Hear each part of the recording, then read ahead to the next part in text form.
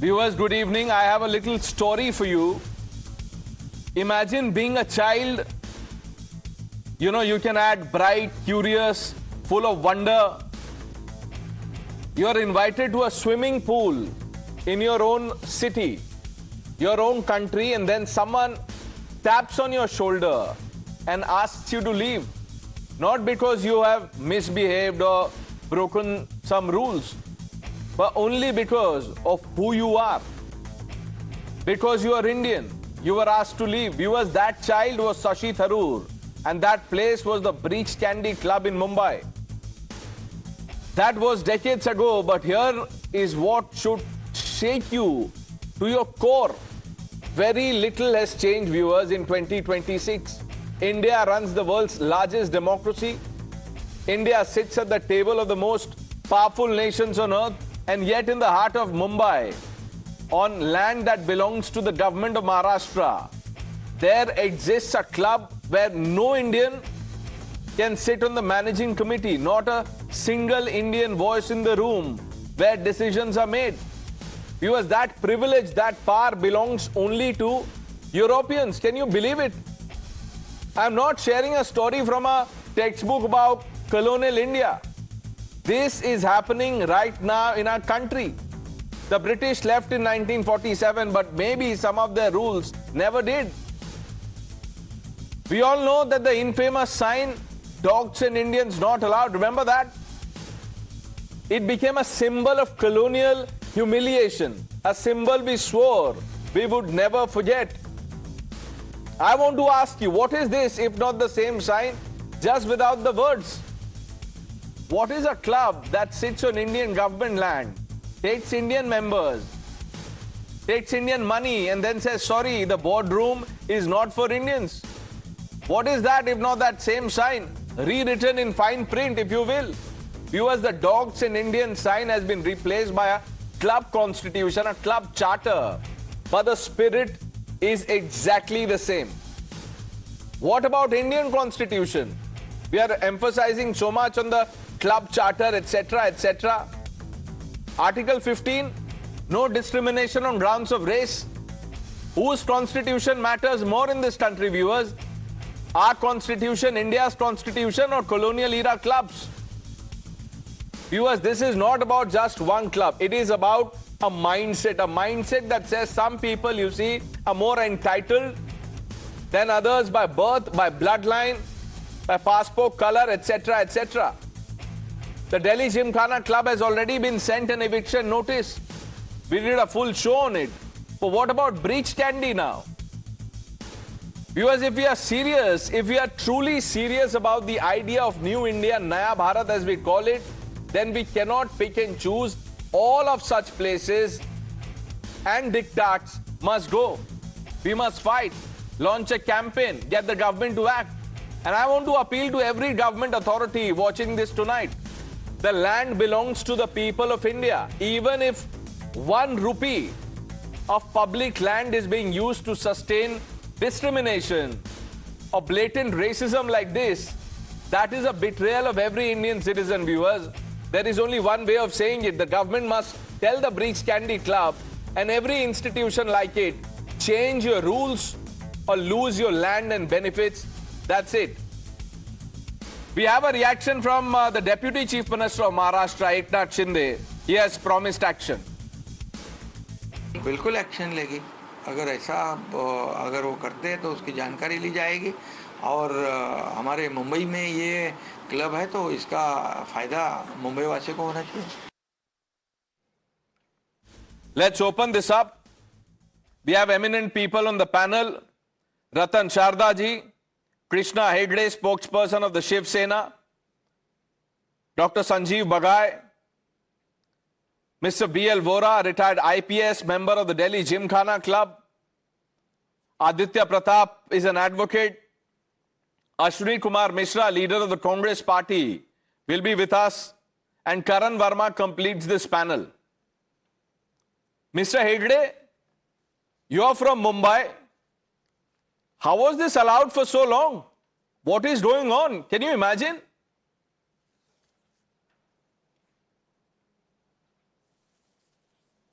I'm extremely shocked, but I must tell you that many of these clubs, it's not only about the Breach Candy Club, who have a very elite kind of mindset. And it looks like all these clubs are still governed by the King of England. And I must tell you the rules and regulations. You are talking about Shashi Tharoor in the 1960s. I'm going to tell you about 1 week ago, a lady who was dark-skinned in a South Mumbai club came as a guest and was asked to leave because they thought she was a servant. And these were the words told to an Indian lady, that you are a servant and you should not sit at the dining table and you should leave. Similarly, one of India's most celebrated citizens, a few years ago, I don't want to name him right now on live television, he was refused membership into one of these clubs. The reasons I don't want to get into, but one of most celebrated Indians was refused membership into one of these clubs. No, who are you talking It's about? a Let's feudal, take names, Mr. Hegde. mindset Let's here. take names. where Let people think- the people know that all of this is not all right. Why are we hesitating in taking names? I want you to take names. There's another individual that I know of. He was not allowed a membership. That man is D.Y. Patil, former governor of a few states, owns a stadium, but he was denied entry in the Wellington Club in Mumbai. Who are you talking about? No, I am not even talking about M.F. Hussain, who was asked to be removed from, Wellington Club. I'm talking about one of India's most celebrated citizens who was asked not to take membership in a club for reasons best known to them. And I think it's a huge insult for India. I don't want to name, because if I would have spoken to him before the show or maybe taken his approval, I could have given his name, but I don't want to, say something where the family feels offended. But I must tell you, this is not one case. There are several cases like this across Mumbai and in Maharashtra. Yeah, that's my question, Mr. Hegde. How was this allowed? This is not How was all now. of this allowed thus far? That is my question. I did not know of this. I read Shashi Tharoor's comment, and we, happened to do our research, and I found out all of this. No, it's a very good topic you've taken today, and this is not for now, it is going on for, decades. If Shashi Tharoor was thrown out in the 60s, I'm talking about early 2000s, I'm talking about even till last week. And even there the club was Wellington. And I don't want to name the family again. But even in Bandra Club, one of India's most celebrated citizens was refused membership. I can put it on record, even the club knows that, even the celebrated Indian knows that. I can understand if, the club has a, certain qualification criteria, etc., and if it is reasonable, legal, etc., then the club has all the right. But, such rules that Indians can't be on the governing committee, this is not on. And this is 2026. What Shashi Tharoor has told people through social media is a story of 20 years ago. Ratan Sharda, how was this allowed, sir? And what is this mindset? Dogs and Indians not allowed? You're on mute, sir.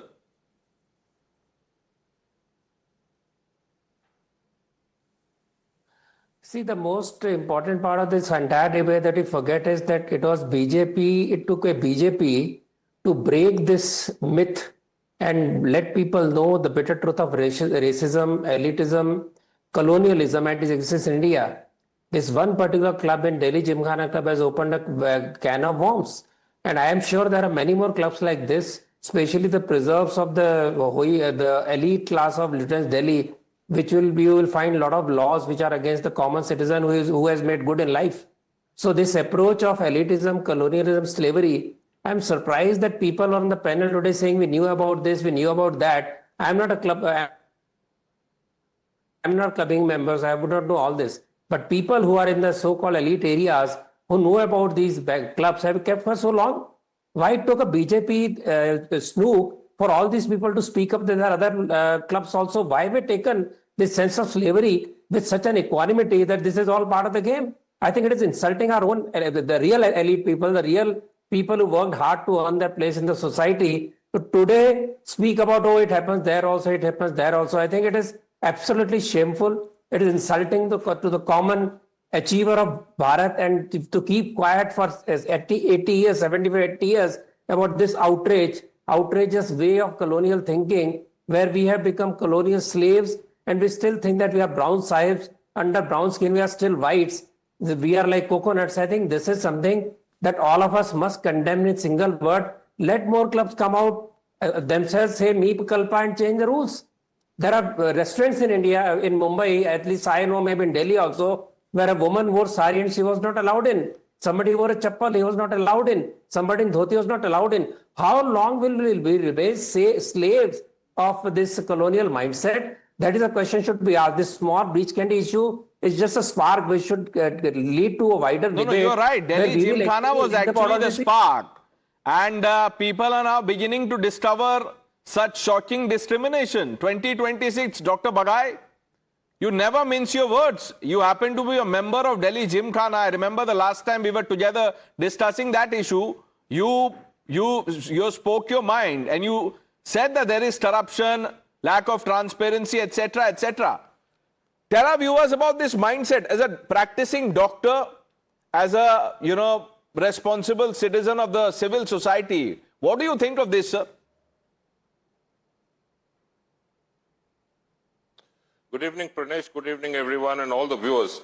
I think this is completely appalling. It is so bizarre, it is so unacceptable that it really shakes your soul inside. After 200 years, these people were kicked out from India, which is British, which is in 1947, but still their bits and pieces of legacy lingers on in nooks and corners of our country. After they impoverished us, brought us down to poverty and malnutrition, more than 2 million Indians at that time were massacred during the partition. My family is one of the original migrants from West Pakistan. We were Hindus, so we were forced to flee from there because of the riots and the dangas. We lost a lot of our own family members during the riots. People who've not lived through that era will not understand the pain and the misery which people went through. We have survived that part. That's why we are called as survivors. We need a mindset which is India first and only India. We as Indians don't believe in any racism.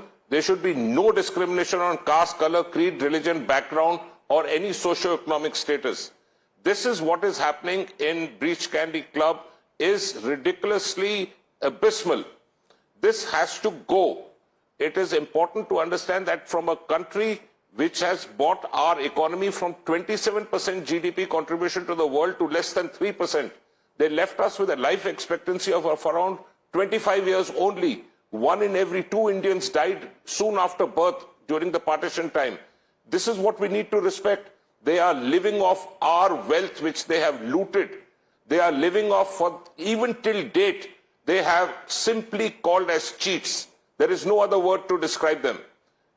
I want every Indian to understand, we are Indians, we are proud, we are the most intelligent country in the world. Yes, we are dealing with population and certain other issues, which is a legacy which British left behind. It's not easy to wash that away. No, but Dr. Bagai, nothing is an excuse to, perpetuate this kind of discrimination. And people who are, saying that this is some elite behavior. What is elite about being racist? Being discriminatory? This is modern day apartheid. That is what it is, Taran. Oh, absolutely, Pranesh. And, Pranesh, often we discuss on your show, and Ashwini ji and others of the ecosystem often argue, why are we discussing history? Why do we talk about reclaiming civilizations? Well, we talk about doing that so that we can have this sense of identity and we can finally bid goodbye to these colonial remnants, which have leached on for decades together now. Pranesh, if we date back to our past, and, Ratan Sharda ji just mentioned the word, the brown sahibs. This has been going on right from the times of Thomas Macaulay to William Jones, right to Nehru, who at that time, and I want to quote Nehru, I am the last Englishman to rule India. He said this to John Kenneth Galbraith, who was the ambassador, US ambassador to India. That's Nehru for you. This is the man who, when he took oath, the speech he made was, this is our tryst with destiny. Only 1.5% could possibly comprehend that because we didn't even know English at that time. Not many understood this level of English at least. But he chose to speak in this language. It was this fascination, and that was mentioned by M.O. Mathai in Reminiscences of the Nehru Age. He mentions how Nehru was obsessed with validation from the West, and that was passed on for generations, Pranesh, right till Rajiv Gandhi. This entire fascination, earlier this white man's burden of civilizing us, I remember these words, these golden words of James Mill, who's written the history of British India, that we need to civilize them. They are scavengers, we need to civilize them. From there to these brown sepoys to Nehru, who was fascinated with the West, we've been a generation that has been extremely apologetic. Now we've come out of those shackles. I would say 2014 was a watershed moment, and the social media and the media opening up was a watershed moment in that. At least now we need to get rid of this for good. We need to throw this out and be unapologetic Indians. We are Indians. We are not unscientific. At a time when Einstein and Heisenberg were saying that Gita and the Vedas and Upanishads have a treasure trove of knowledge, we were studying that all this is superstition and unscientific. We need to shake that off and come close to our identity, something the Congress and the ecosystem has never understood, and which is why they've been reduced to political margins. But the BJP also needs to act on this. How the hell was this club allowed to function with these rules? You need to act and clamp down on them. They've had it for far too long. And that is the most disturbing aspect of all this, that how did we not know about it? And while I was reading up, there are, at least 5 places that I know where Indians are banned. 5 places in our country where Indians are banned. There is one in, Kasol in Himachal Pradesh. There is a cafe. Apparently Indians are not allowed. There is a beach in Goa, according to many reports, that are specifically for foreigners. What is going on? There was a hotel in Bangalore, and that has now been taken over after, outrage. But all of this was going on. Is this right, Ashwini ji?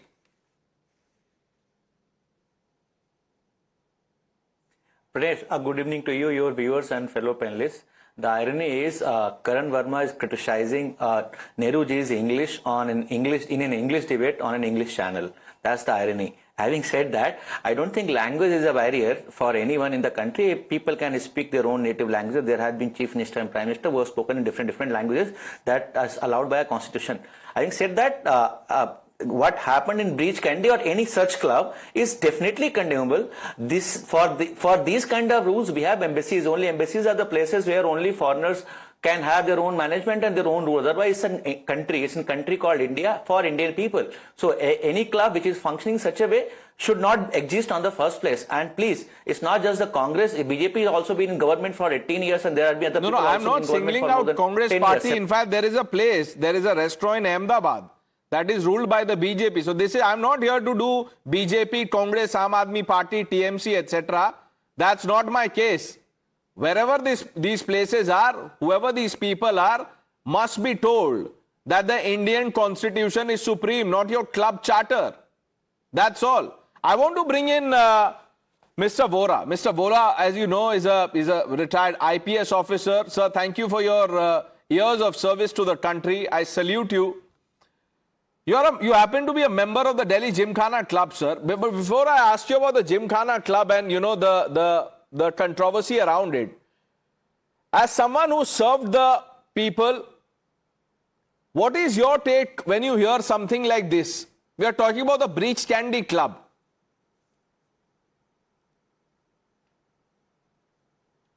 Thank you, Mr. Pranesh, for calling me, and good evening to my fellow panelists.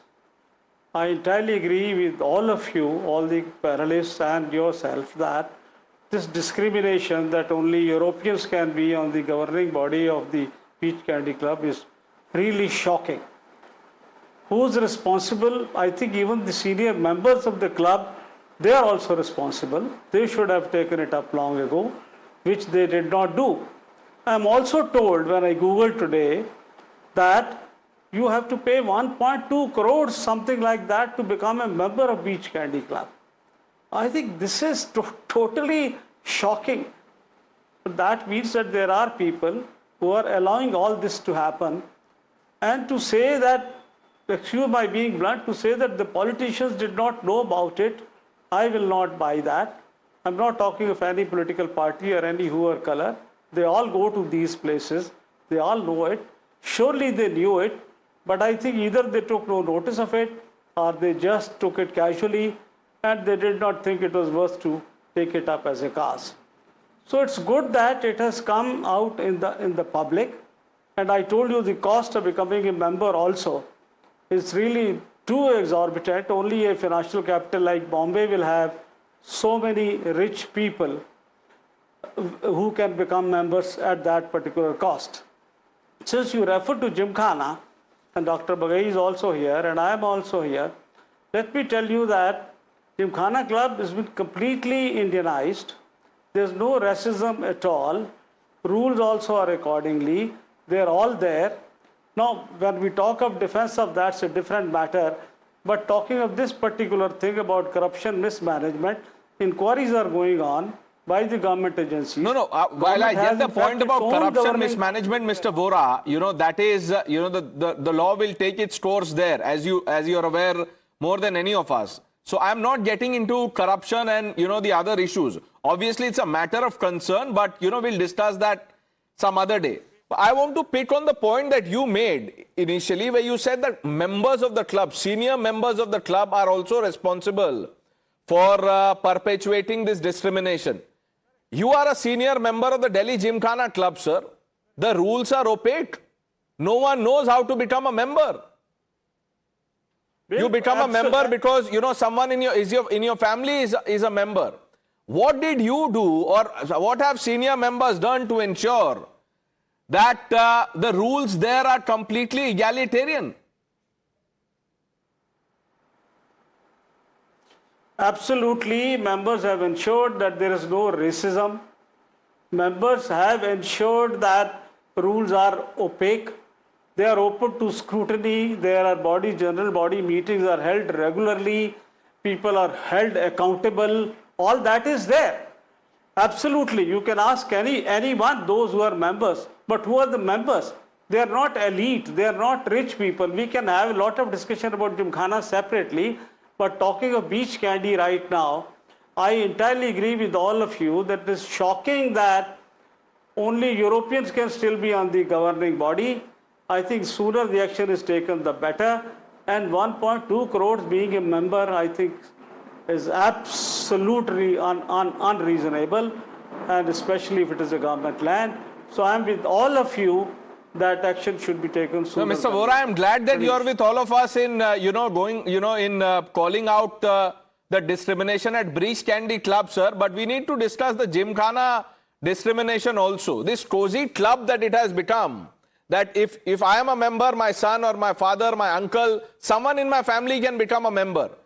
Nobody else, can. How can I ask you, sir, if you don't mind, how did you become a member?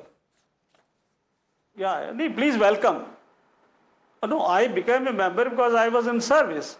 I joined because, there are 40% members are civil servants, 40% are armed forces officers, 20% is for civilians. These have been the rules.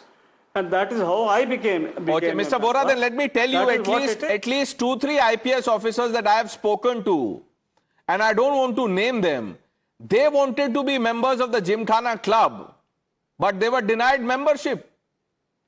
They did not know how to become a member. Maybe you knew someone who could get you that membership. No. I disagree with you, Mr. Pranesh. There are rules. You have to apply. You have to be in the queue. And when your turn comes, you are taken in. To say Mr. that, Vora, are you saying there have been no out-of-turn membership in Delhi Gymkhana? I am not saying that. What I am saying is, out of turn, there are many politicians who have become in the past. Yeah, but why So what will the senior members do about it? Which is why I said this has become a cozy club. Whether it is politicians, former judges, anyone. How is this out-of-turn membership allowed? It is not right. I hope you agree with that point, sir. Okay. It is.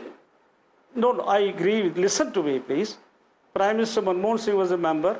Prime Minister Modi has also gone there and attended some functions. Now there are rules that the judges of the High Court and the Supreme Court can become honorary members during the period of their judgeship.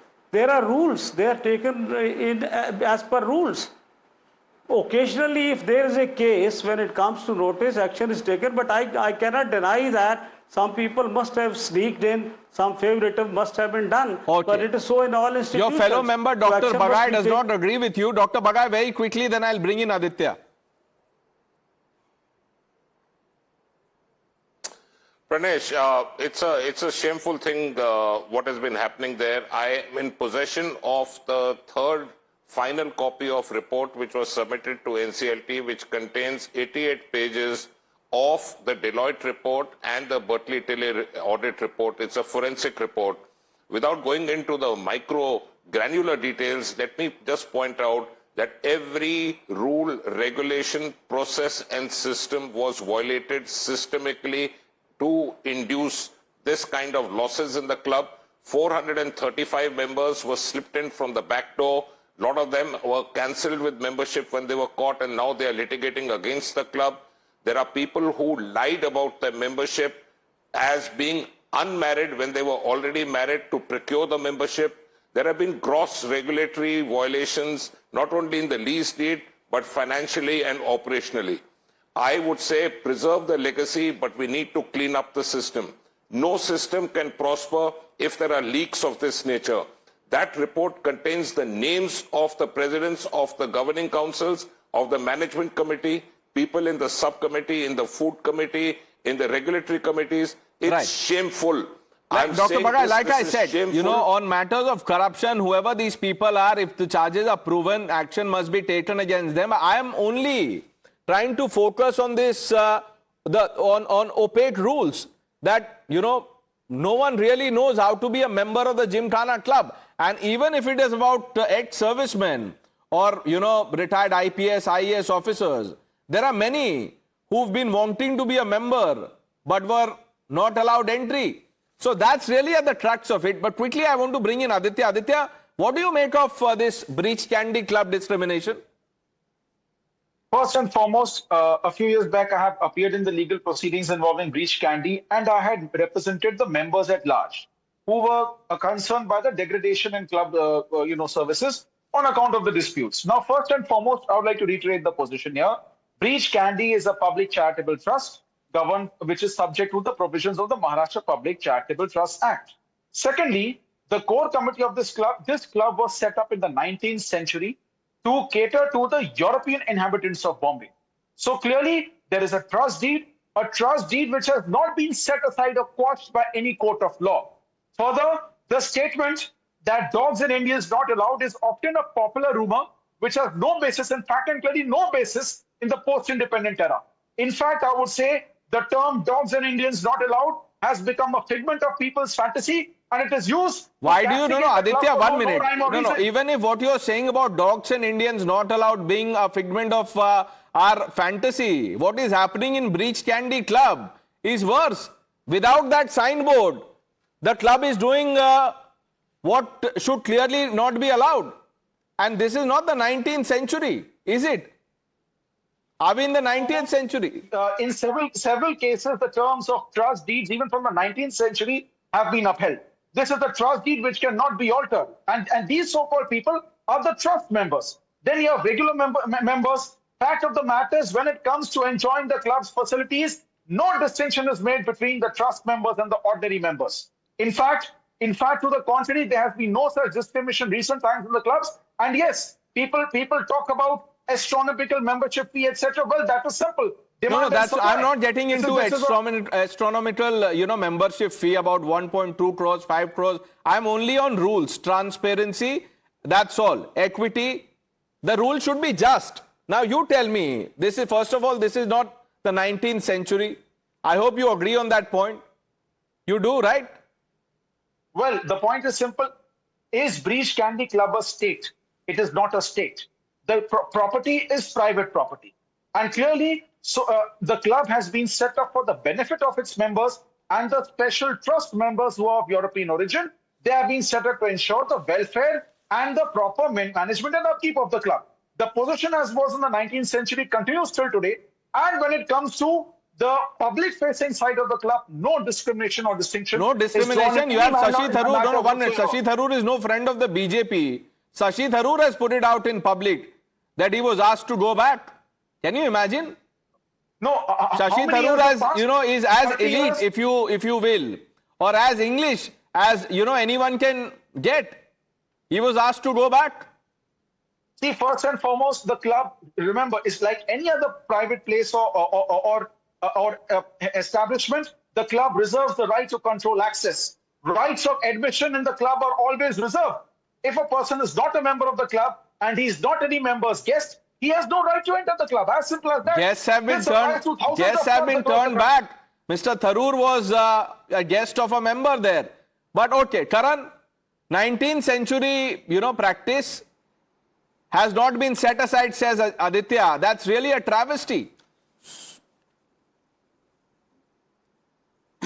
So, Pranesh, at the outset, even in the 19th century when all these clubs were being set up, there was such gross resistance to it. I remember a revolutionary, Bengali revolutionary by the name of Preet Lata Vadidar, who burnt that club down, said these colonial masters don't have the right to enjoy their whiskey and scotch here while we fight for our freedom.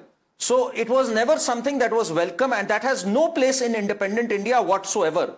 So that should be amply clear. And when Shashi Tharoor points that out, the sad irony of it is, Pranesh, despite Shashi Tharoor being at the receiving end of it, he has gone on to espouse the idea of Nehru's elitism.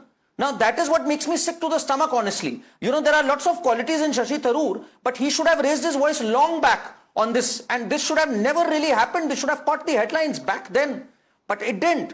Also, you need to understand, I remember, I'll share an anecdote. In 2015 on Times Now, the late great Arun Jaitley ji, while there was a debate on NJAC, the National Judicial Appointments Commission, he said, don't make the judiciary appointment as opaque as the Delhi Gymkhana Club. He used those words, you can dig into the archives, where members elect members, nobody knows who the hell is coming in and how they are being elected, and there is a long queue waiting. So he used that anecdote, and nobody is a bigger insider, nobody was a bigger insider than Arun Jaitley. He understood that and he called that bluff out back then. So this is something that needed to be called out and honestly thrashed out back in the day. We are way too late, if I may say, in this regard. Better late than never, Karan. Better late than never. Ratan Sharda ji. See, I was very upset when this advocate said that we have a trust which has been upheld by the court. Throw such a trust out, I would say. These are the people who are living a very privileged life on highly subsidized lands, highly subsidized lease. They are parasites of the society. If you have clubs which has member of 1,000, 5,000, 10,000, for which government is paying out of its nose or of taxpayers' money, they are paying piddly amount. I won't use the word otherwise. Because he used such words, I am using the word that with such piddly amount, they are actually enjoying the privileges which they don't deserve then. And you are talking 1.2 crore membership, sir. It is better than having a Varnashram Dharma that you have in your clubs where certain kind of people only are allowed. You use the word like sneaked in. What is sneaked in? IS officers sneaking in, IPS officers sneaking in. Who is the one who is holding all these membership privileges? I want to ask, how can you have a club with only 14,000 or 4,000 members, whatever, lording over acres of land, of prime land, paying a piddly amount and still claiming some privileges, claiming that we are much better off than 1.2 crore membership? At least that is based on money. I earn money, I become member. I am happy that there are people like Dr. Bagai who are raising such issues today at least. But this approach is totally in a very bad taste. Since Karan was talking about elitism, I will tell you why Nehru said twist of destiny tale in the night. Because in London it was evening. So he wanted to impress the British while they were sipping the scotch at 7 p.m. in the evening to show his great English literature. Not only that, we had budgets released at 7 in the evening because the people back in Britain were enjoying the lunchtime at that time. So the budget had to be brought to the morning time by a person, a total Desi person, RSS person who said, why budget is presented in the evening? We'll do it in the morning when clubs are open, when our markets are still open. We have such kind of colonial mindset. Please come out of it. Don't try to justify it. And just throw all those club trust deeds out of the windows. Let it be done democratically. And let people go. The club is not a private property, Aditya. It is not a private property, is it? See, first and foremost, just because in the 19th century when lands were cheap and you got it does not mean that you have got the land on a platter. That time also people who do land deals 40, 50 years back. Aditya, one minute. Aditya, just, hold on, 1 minute. Listen, Aditya, we've had many discussions on TV. I have high regards for you. You're young, erudite, bright, everything that a lawyer should be. But please, can I request you with my folded hands come out of 19th century? Let's talk about present day India. With all due respect, here we are speaking from a legal angle and legal perspective. This is when a club is private property, it has a private membership. You have a grievance, you go to a public sports complex. The BNC maintains public sports complex. The Delhi Development Authority maintains them. Go and play there. No one is stopping you. Here, this is a private club. This is a members-only club. And plus, most importantly, see, remember, you have to understand that Indian law places a lot of importance of preserving the integrity of the trust and the terms of the trust. You have family trusts, you have public trusts and all. The terms of a trust are sacrosanct. Okay, Aditya, since you're talking of the law, 1 minute. What does Article 15 say of the Constitution? Article 15 applies to state entities. See, Article 15 says... Let's talk about the principle of Article, the soul, the spirit of Article 15. What is it? Exactly, that no discrimination. Article 14 talks equality. 15 talks about no discrimination at the same time. It also reaffirms the state's power to make special affirmative action for women and other depressed classes and communities. But how does this apply in the context Europeans were neither depressed. No, 1 minute. Were Europeans, depressed? I haven't read an account. Karan, have you read one account of Europeans being, depressed? They came here, depressed all of us, suppressed Indians, and they still have that club, cozy club going. So, firstly, I think he's misrepresenting facts here. The club is not a private property. Let's get that clear. In fact, they take income tax benefits, saying they are a charitable trust. And also, they have land which is on lease, collector arms with areas right till 2037. So, it's not really a private property per se. In fact, I'll give you two examples, Pranesh. Praful Patel was denied membership. Jitendra Awad of NCP led a morcha that only some elite Indians get a membership in there. So, you can throw in all this barrage of facts. The truth is, all these imperial clubs, as Shashi Tharoor has also rightly pointed out, all of them looked down on Indians with complete disdain and contempt. On many of the occasions, they hatched plans on how we are going to enslave them and subjugate them further. And now to see this subjugation continued long after they've been kicked out is an absolute disgrace, and seeing someone defend this on national television is a double disgrace. No, I think Aditya has applied for a membership, and the way he's doing, by the time the show ends, he might get a membership of that club. He might also be on the governing council, because he's put up a brave defense. It takes so much to do it. And Aditya is usually reasonable. Like I said, I have regards for him, but I don't know what compulsions he's under. Dr. Bagai, Europeans were depressed, which is why this club came up. Yeah, very quickly. And to cure that depression, no doctor could. That club still exists. I think the Britishers at that time were not only depressed, but they were demented. For them to have massacred more than 3 million people in West Bengal in the famine, and many other millions all over India because of malnourishment and looting. But on a larger point with regards to the club is a private or non-private, the issue is that the club in question in Delhi is registered under the Companies Act of 1956. I have the report with me and I'm quoting it. I can give you the page numbers that on many occasions, including 31 occasions, club bills have been raised, entertainment bills have been raised, banquet bills have been raised for people's cards who have already deceased, they are dead. What more disgraceful event can happen when you're eating and wining and dining on someone else's expense and that person is already dead? I rest my case. Mr. Vora, if the club, I have also read that the club, I'm talking about the Gymkhana club now, has a membership rule of 40-40-20. That is correct? So if that is the rule, sir, then it should be open to all IPS, IAS officers who want to be members. No? I'm sure all of them won't come, because there are many people who say that, look, you must have a cap. What if all the people turn up at the same time? That doesn't happen. No, I don't agree with you, Pranesh. I have been there. I was once long ago on the committee also. Rule is there. Yes, I agree with Dr. Bagai that there has been mismanagement, corruption, people have been made to sneak in. So government has already taken over the management of the club for the last 4 years. All the investigating agencies are investigating the matters. Action must be taken against all of them.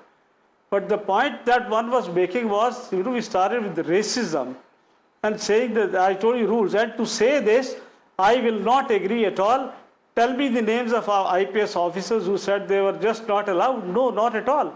Impossible. So are you, no, Mr. Vora, let me flip the argument. Are you saying, and I'll take your word for it, are you saying that all IPS officers who've applied for membership in Delhi Gymkhana have become members? No, what I'm saying, everybody can apply, you have to be in the queue. Yeah, because there is certain membership. I understand that. That is precisely my point. That you can be in queue, you must apply. But who gets picked is not based on the queue. It is based on which family you come from, who is your friend. That is how it works. It is on. Generally, it is on the queue. Some people, as he's already said, I agree, 400 people, different presidents have brought in people inside. For that, they must be taken to task. They must go to jail. Okay. That's not the point. Strong words there, Mr. Vora not holding back. Krishna Hegde, will the Maharashtra government now wake up and take action, or are we going to, stop at mere lip service? So definitely there should be action. This is public land and the club is under scrutiny of the, charity commissioner every year. And over that they cannot say that we are going to work on a trust deed which is from the British era. So I think definitely there should be action here. And not only that, I would not blame all clubs, in a blanket way, because some of these clubs, they have produced international cricketers, great swimmers, great billiards and snooker champions, great squash champions. So I would not put them all. But Mr. Hegde, you know the irony. The club may or may not have produced world champions, but the world champions are seldom granted entry in these clubs. How many world champions are members of the Delhi Gymkhana club? And how many world champions has the Delhi Gymkhana created? I leave it to the judgment of the viewer. And all these charity commissioners, the people who are part of the system, who've turned a blind eye so far, they must be shown the door. They must be asked to take the gateway of India back to Europe. That's the only way we can reform things here. Enough of this red tape, jo chal raha hai, chalne do, 19th century, 18th century, 16th century. What are we doing? I thank some of you for joining us on this important debate. Mr. Vora, very gracious of you to have, appeared and taken straight questions. Dr. Bagai, thank you for your candor.